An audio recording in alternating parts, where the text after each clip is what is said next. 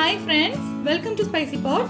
இன்னைக்கு Spicy Potல Ulutham Maavu Karuppatti Appam எப்படி செய்யறதுன்னு பார்க்க போறோம்.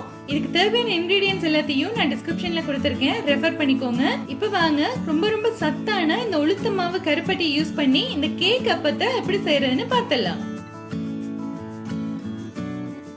இப்போ ஃபர்ஸ்ட் பாருங்க, நான் ஒரு பாத்திரத்துல ஒரு 1/2 கப் அளவுக்கு பனங்கருப்பட்டியை இந்த மாதிரி உடைச்சு தூளாக்கி வச்சிருக்கேன். அதை இதுல சேர்த்துடலாம். இது கூட 1/4 கப் அளவுக்கு தேங்காய் முதல் பால், திக்கான தேங்காய் பால் சேர்த்துடலாம். தேங்காய் பால் விருப்பம் இல்லை அப்படின்னா நீங்க பசும் பால் கூட சேர்த்துக்கலாம், ஒன்றும் பிரச்சனை இல்லை. இப்போ இது நல்லா கலந்து விட்டாச்சு. அடுத்து நான் இதை மைக்ரோவேவ்ல ஒரு 1 மினிட்டுக்கு வச்சு எடுக்க போறேன். லைட்டா இதை ஹீட் பண்ணோம்னா டக்குன்னு உருகிடும். நீங்க அடுப்புல வச்சு கூட லைட்டா ஹீட் பண்ணலாம், ரொம்ப காய்ச்சணும்னு கிடையாது. லைட்டா அடுப்புல வார்மா ஹீட் பண்ணி விட்டீங்கன்னா இந்த பனங்கட்டி சீக்கிரமா உருகி கரைஞ்சிடும். இப்ப பாருங்க, நம்மளோட கருப்பட்டி சிரப் நல்லா கரைஞ்சு இப்படி திக்கா ரெடி ஆயிடுச்சு. இப்போ இதை எடுத்து வச்சுட்டு நம்ம இந்த பேட்டர் ரெடி பண்ணிடலாம். இப்ப அடுத்த ஒரு பவுல்ல நான் 2 முட்டையை உடைச்சு விட்டுறேன்.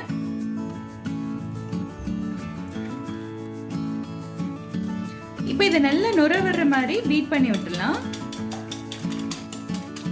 முட்டை இப்போ நல்ல நுர வர்ற மாதிரி அடிச்சாச்சு. இப்ப அடுத்து பாருங்க, நான் 1 கப்பை விட 1 டேபிள் ஸ்பூன் குறைவா உளுத்தம் மாவு எடுத்திருக்கேன். இந்த உளுத்தம் மாவு எப்படி செய்யறதுங்கிறத நான் ஏற்கனவே உளுத்தங்களி வீடியோல காமிச்சிருக்கேன். அந்த லிங்க் கீழே கொடுத்திருக்கேன் பாருங்க. இதுல இப்போ 1 டேபிள் ஸ்பூன் அளவுக்கு அரிசி மாவு சேர்த்து மிக்ஸ் பண்ணிக்கிறேன்.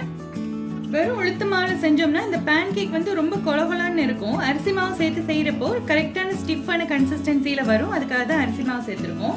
அடுத்து இதுல 1 டேபிள் ஸ்பூன் அளவுக்கு சுகர் சேர்த்துக்கிறேன். கருப்பட்டியில இந்த தித்திக்கிற மாதிரி ஸ்வீட் இருக்காது, அதனால கொஞ்சமா சுகரும் சேர்த்துக்கிட்டா நல்லா இருக்கும். இப்போ இதை நான் இப்படி பக்கத்துல வச்சிடுறேன், இந்த ரெடியான மாவு மிக்ஸை. அடுத்து நம்ம ரெடி பண்ணி வச்ச இந்த கருப்பட்டி மிக்ஸை வடிக்க போறோம். இந்த மாதிரி வடிச்சிட்டு செஞ்சோம்னா இந்த கருப்பட்டியில இருக்கிற அழுக்கு, இந்த மண் எல்லாம் வடிகட்டிடும். நம்ம பேன் கேக் கிளீனா நீட்டா இருக்கும். இதுல ஒரு 1/2 டீஸ்பூன் அளவுக்கு பேக்கிங் சோடா சேர்த்துக்கிறேன். உங்களுக்கு இந்த பேன் கேக்ல முட்டை வேணாம் அப்படின்னு நினைச்சீங்கன்னா ஒரு 2 டேபிள் ஸ்பூன் தயிரும் பேக்கிங் சோடா இதே அளவு 1/2 டீஸ்பூனும் சேர்த்து செஞ்சுக்கலாம், நல்லா இருக்கும் அதுவும். இப்போ இது எல்லாத்தையும் நல்லா கலந்து விட்டுலாம், இந்த கருப்பட்டி மிக்ஸையும் முட்டையும். பாருங்க, எல்லாமே நல்லா மிக்ஸ் ஆயிடுச்சு. இப்போ கொஞ்சம் கொஞ்சமா நம்ம சேர்த்து வச்சு இந்த அரிசி மாவு, உளுந்து மாவு, சுகர் இந்த மிக்ஸை இதுல போட்டு நல்லா மிக்ஸ் பண்ணிடலாம்.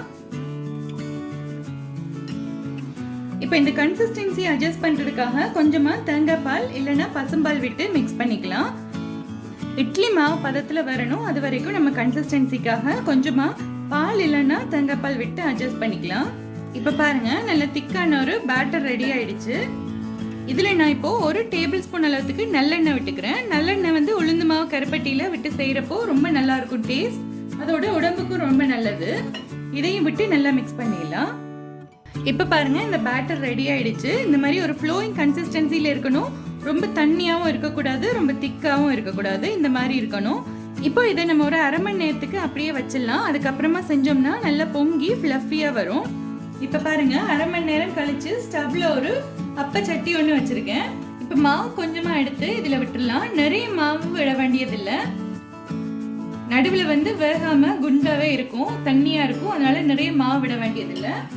இதுல சைட்ல ஒரு 4-5 சொட்டு நல்லெண்ணெய் விட்டுலாம். இப்ப நல்லா ஸ்லோ ஃப்ளேம்ல வச்சு ஒரு 30 செகண்ட்ஸ் மட்டும் இதை மூடி வச்சிடலாம். இப்ப 30 செகண்ட்ஸ்ல நான் இதை ஓபன் பண்றேன். அதிக நேரம் குக் பண்ணக்கூடாது, அடியில தீஞ்சு போயிடும் சீக்கிரமா.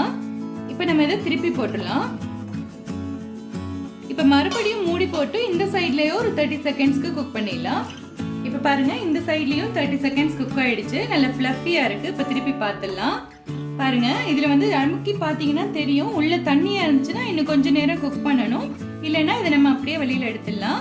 இப்ப இதே மாதிரி நம்ம கிட்ட இருக்கிற எல்லா பேட்டரியுமே குட்டி குட்டி பேன் கேக்கா சுட்டு எடுத்துருவோம்.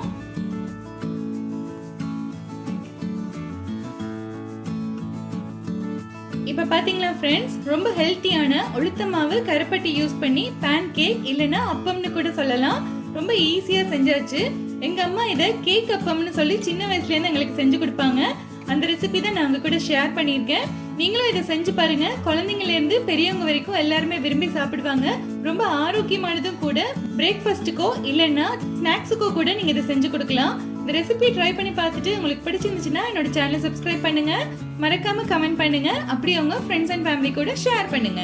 நன்றி.